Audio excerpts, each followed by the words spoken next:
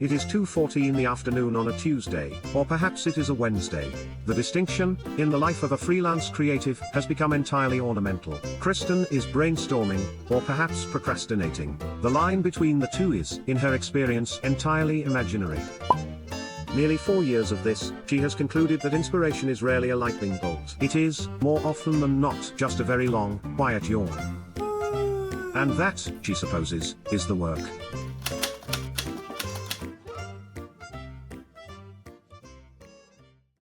做咗 freelance 1年之後，我曾經出過一條片去分享我做自由工作者嘅苦與樂。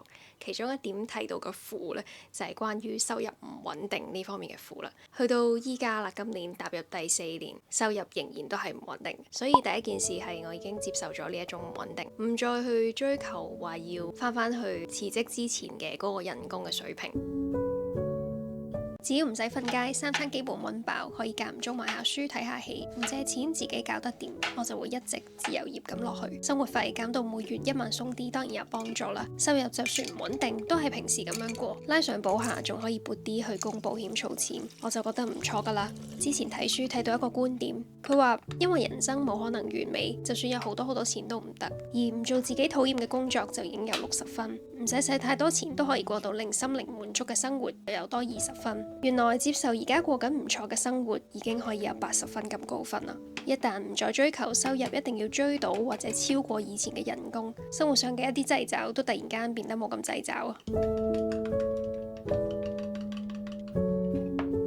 嗰條片提到嘅另一個苦處就係要非常之自律，而去到依家今時今日咧，混亂都仍然係常態嚟嘅。擁抱呢一個常態，好似上2個月我先至喺 Patreon 嗰度分享過我點樣去 struggle 自律呢一樣嘢。作為一個 J 淨係高過 P 少少嘅 J 人啊，真係好難有一條好緊密、好 rigid 嘅 routine， 或者係一個時間表係啱我1年365日每日都可以用到。我亦都接受咁樣流動嘅自己，咁樣流動嘅生活。我發覺有陣時混亂都未必係壞事，可以令到我更加發揮自己嘅創意，去逐樣解決手頭上面需要做嘅事。令我諗起一句出自一套我非常之中意，即使係爛尾我都仍然畢生難忘嘅一套電視劇入邊嘅金句 ：Chaos is a ladder 。有時好早起身，有時好晏先開始做嘢，時間表隨住唔同嘅 to do 或者安排去調節，以自己最舒服嘅節奏做嘢。就算混亂都係暫時嘅，爬完樓梯就回歸返秩序。第3件事係我喺呢4年裏面始終都唔怕去分享更加多關於我嘅嘢出去。我自己嘅經歷絕對算唔上係有啲咩特別嘅可能，但係我始終都相信對於某啲人嚟講，我自己嘅親身經歷、親身嘅感受，可能就係推一推佢哋去做某一件事嘅動力。有陣時有啲嘢我哋自己都知嘅，就硬係爭咁啲嚟自同路人嘅分享嗰啲說話。咁樣講好似喺度讚緊自己添，但係 keep 住分享嘅原因，唔係覺得嗰啲經歷有幾咁特別，而只係想同呢個城市甚至呢個世界上某個角落嘅某個陌生人講一句 You're not alone。持續去拍片記錄做分享，亦都係我向內探索一個好有用嘅工具。而且呢樣嘢都喺我嘅無預計之下成為咗我嘅新版 CV。有人睇到會揾我去講我從來冇諗過會講到嘅 topic。透過呢一篇視覺內容，原來有人會喺我身上睇到我自己都未必睇到嘅嘢。呢個意外嘅收穫本身都好神奇。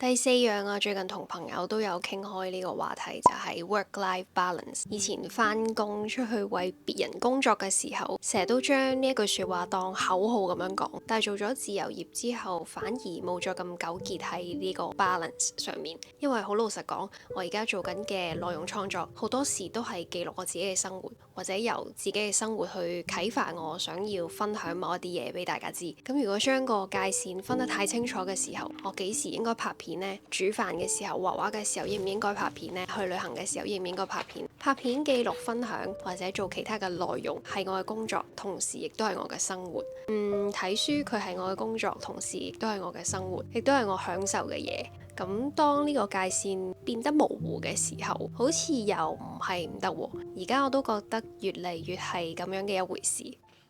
就好似呢本書咁， The Boy, The Mole, The Fox and The Horse。呢排睇完咗都喺度滋養緊我嘅心靈。作者 Charlie Mackesy 佢用好簡單嘅線條同埋文字去書寫一個關於小男孩啦、一隻鼴鼠、一隻狐狸同埋一隻馬嘅冒險故事。雖然呢本繪本佢用嘅文字係英文啦，啲字一啲都唔難明嘅，唔會好深。我好快就睇完咗，但係佢裡面講嘅哲理，我相信會留喺我個心入邊好耐好耐。間唔中都會想拎出嚟揭下嘅，即係正如作者喺一開始話齋，你中意嘅時候，心靈需要治愈嘅時候，喺中間揭開去睇又得。入邊講嘅一啲哲理其實大家都明嘅，好容易去理解。但係有陣時我哋喺生活上面遇到好多唔同嘅事嘅時候，就會好容易唔記得咗。睇到某啲位嘅時候咧，都係喺我自由業道路上面一路要影響我，或者係 remind 我自己去記得要咁樣做嘅一啲事啊。譬如入邊佢哋揾緊翻屋企嘅路嘅時候，小男孩問嗰隻馬：喺你嘅人生入邊做過最勇敢嘅一件事係啲咩啊？隻馬就答啦：Get help。有陣時請求別人嘅幫助並唔係你想放棄，反而係你唔想放棄喺呢條路上面。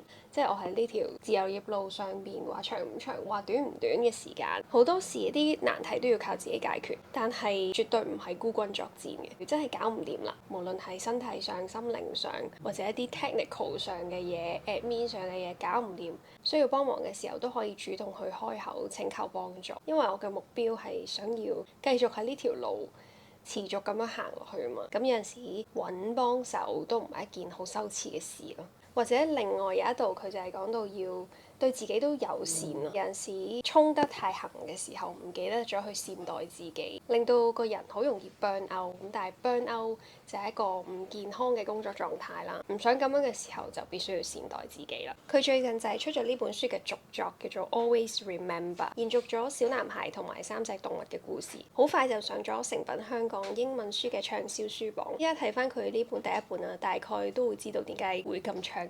而佢呢本第一本書咧，喺成品書店都有得賣嘅。所以話而家嘅 work 同 life 都係互相影響、相得益彰嘅關係。雖然話就話 work 同 life 嘅 balance 逐漸模糊化，但係有啲時候都真係需要真正大休息，咩都唔做。雖然未必係佔比好重啊，時間上面，但係呢一啲咩都唔做 do nothing 嘅 section 咧，係可以令到個腦袋真正放空休息。喺呢個凡事講求效率嘅社會嗰度，我哋有幾可真係咩都唔做嘅時候係可以冇罪惡感嘅呢？道家思想無為，細個讀書就讀得多，其中嘅心意真係要用好長時間去學習同埋去體會。諗起好多年前去過日本豐島嘅豐島美術館，入到去大家就係坐喺度，甚至瞓喺度，冇嘢做㗎，就係 feel 下大自然呢件 artwork， 嗰種感覺過咗咁多年都好難忘。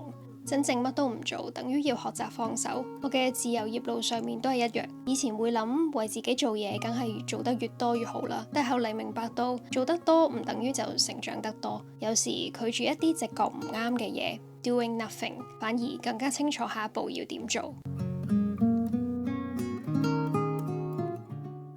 哇！呢個我而家房門口嘅視覺咧，望出去廳窗邊嗰個位置，啲日落嘅陽光透過一間一間嘅窗簾灑入嚟，牆上面嘅光線好靚，要俾大家睇下先，等先。